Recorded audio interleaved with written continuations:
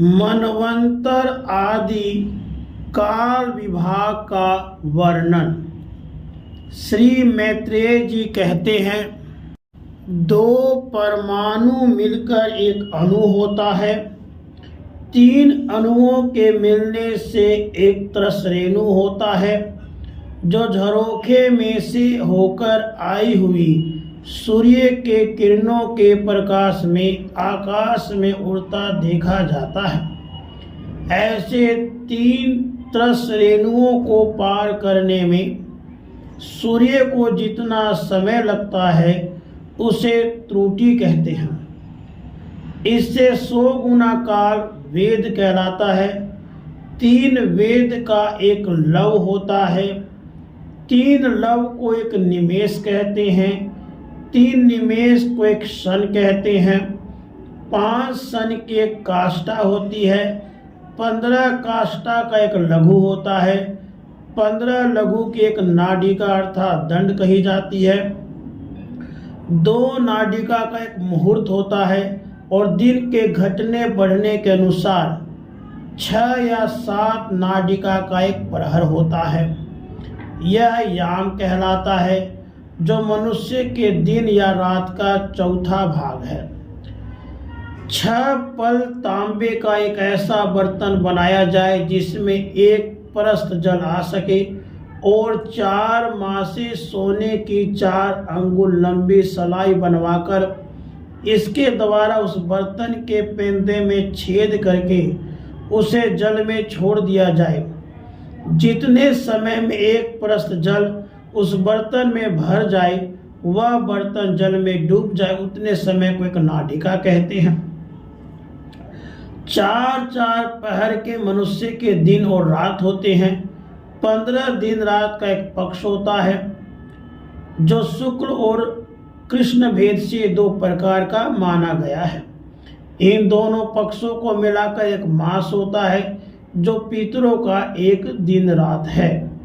2 मास का एक ऋतु और 6 मास का एक अयन होता है। अयन दक्षिणायन और उत्तरायण भेद से 2 प्रकार का है।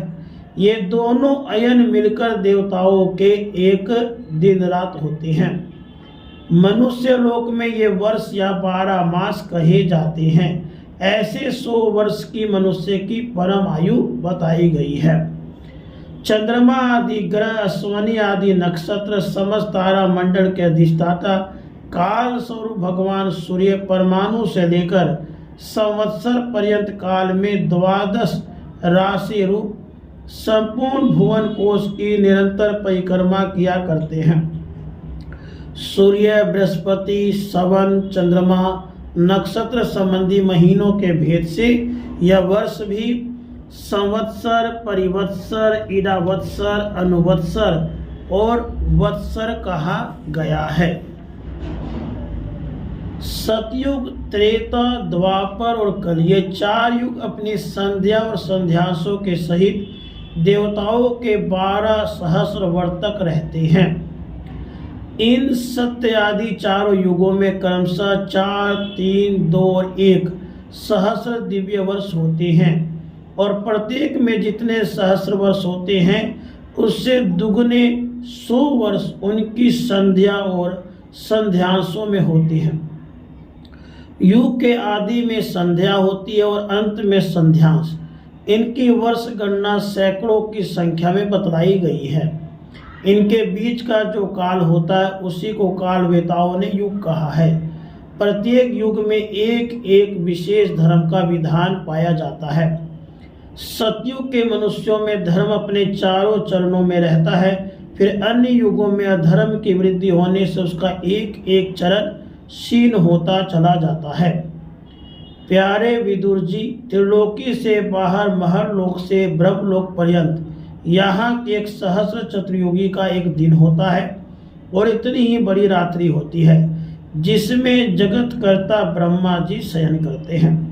उस रात्रि का अंत होने पर इस लोक का कल्प आरंभ होता है। उसका क्रम जब तक ब्रह्मा जी का दिन रहता है तब तक चलता रहता है। उस एक कल्प में 14 मनु होते हैं। प्रत्येक मनु 71 चतुर्युगी से कुछ अधिक काल तक अपना अधिकार भोगता है।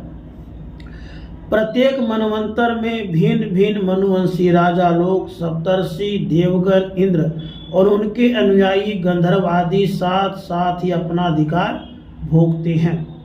यह ब्रह्मा जी की प्रतिदिन की सृष्टि है जिसमें तीनों लोकों की रचना होती है। उसमें अपने अपने कर्म अनुसार पशु, पक्षी, मनुष्य, पीतर और देवताओं की उत्पत्ति होती है। इन मनवंतरों में भगवान सत्वगुण का आश्रय ले अपने मनु आदि मूर्तियों के द्वारा पौरुष प्रकट करते हुए इस विश्व का पालन करते हैं।